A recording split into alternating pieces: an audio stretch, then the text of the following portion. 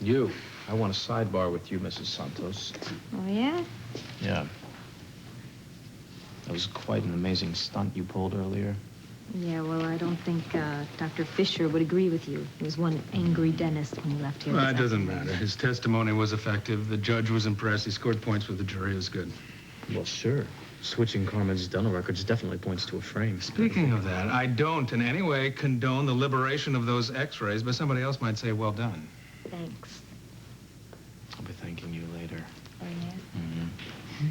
I don't know what kind of little games you folks are playing. You're the one who's playing games, and you obviously write your own rules, don't you? You want to explain how my mother's body suddenly turned into somebody else's? How am I supposed to know that?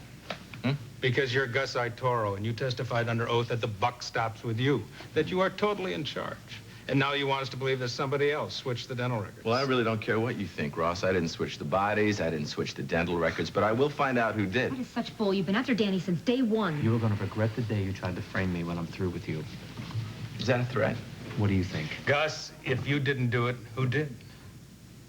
I don't know. Maybe it was Tony, his cousin, or maybe it was his homicidal, crazy grandmother. Oh, and I don't that know. makes a lot of sense. You know, the Santos family's had a long history of double-crossing each other, but ultimately, you know, it doesn't even really matter, does it? Because the mystery body we have has a slug in it from Danny's gun. Back me up on this, Cooper. Yeah, well, he's right. The link between Danny's gun and the bullet is ironclad. So I'm sorry to rain on your parade. You know, your dedication to your husband is heartbreaking. And your performance earlier, that was outstanding. But doesn't matter, because Danny's going to jail and I'm going to the Cubs game. Yes, I am. Imagine that. He's a Cubs fan. Yeah? Yeah, that's right. Box seat, third baseline. That's a nice view. Yes, it is. Lucky for you. No, it's not luck. Actually, I got my seat the hard way. I earned it. And you know something, my friend? That is the difference between me and you. Have a nice day.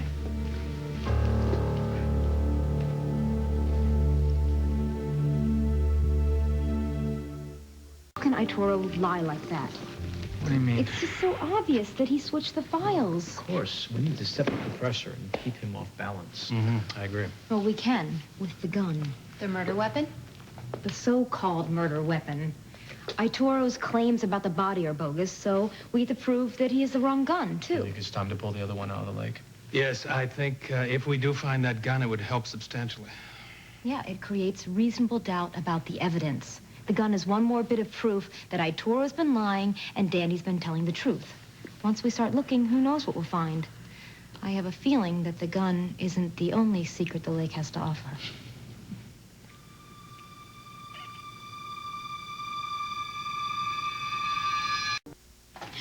I don't know who was cuter, Aunt Maida or Robbie. It was a little... Well, I don't know if Maida would like the fact that you're referring to her as cute, but... I know, but you know, she never did that for me. She never did a little song and dance number to put me to sleep when I was little. You had Rick for that. Ugh, don't remind Unfortunately. Hey, honey. What you did today was Nothing really... more than what you've done for me.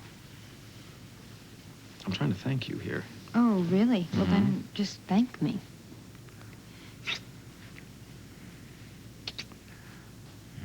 Still, you should have let me go after those dental records. Yeah. Honey? Yeah, I know, but you Right? just could have done the outfit justice, really. How do you know? Oh, I know. I know these things. You know, I really envy our son. Why? I don't know.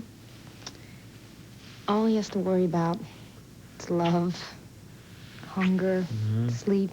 His life is so simple. It's got to be a trip to not have to think about anything outside of that, much less the nonsense going on in that courtroom. Yeah. It'd be nice if we could pretend for a little while. Pretend? You know, that nothing else exists. Our little baby's asleep upstairs, and you and I are together and in love, and nothing else exists. As long as we don't have to pretend about this.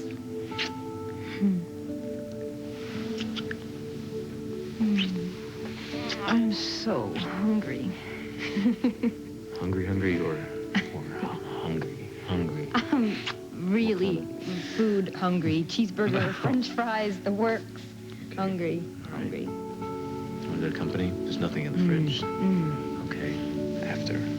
After what? I need to work up a little appetite. Oh, I think I can help you with that.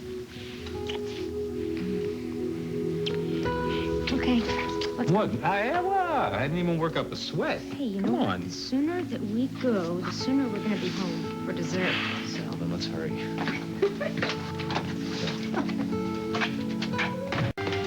Well, if it isn't the Ituro busters, you must be starved after a long day of clobbering that I fat. wouldn't go that far, but we are hungry. You want a burger? Sure. Yeah, all right, 2 burgers, And please. he's not beaten yet. Medium. Don't let him fool you. He hasn't given up. Hey. I am very proud of you. Yeah, I'm good at the love and honor stuff. It's the obey that I have trouble with. No kidding. Now listen. I want you to promise me that you're not going to go off on your own anymore. Danny, I'm gonna do whatever I can to help you. Michelle, we are very lucky that Ross got that dentist to agree to not press charges against you. But Arturo is a different story. Now, he can slam you with evidence tampering at any time, especially now that my case is headed towards a mistrial. You gotta promise me. Okay. Okay, I promise. Uncross your fingers.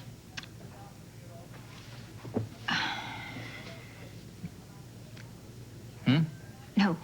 No. Sorry. Look, you've done enough already, and I appreciate everything that you have done, but I don't want you getting into anything dangerous. So what do I do? Nothing? While he's obsessed Yes. with destroying you? Danny, the I want man you to switched do the dental nothing. records. So what? He denies it, and unfortunately, it's the word of a federal agent against ours. Sure he denies it, because he's trying to frame you. The question is, why? Why would an FBI agent go that far? I think the FBI part is irrelevant. I think the real question is, who was Gus Ituro before he was a Fed?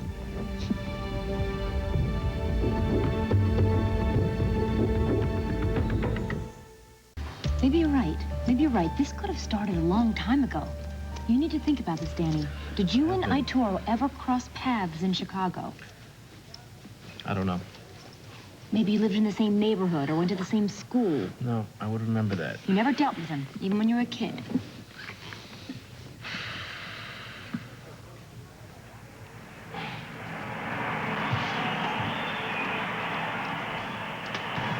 Maybe. What?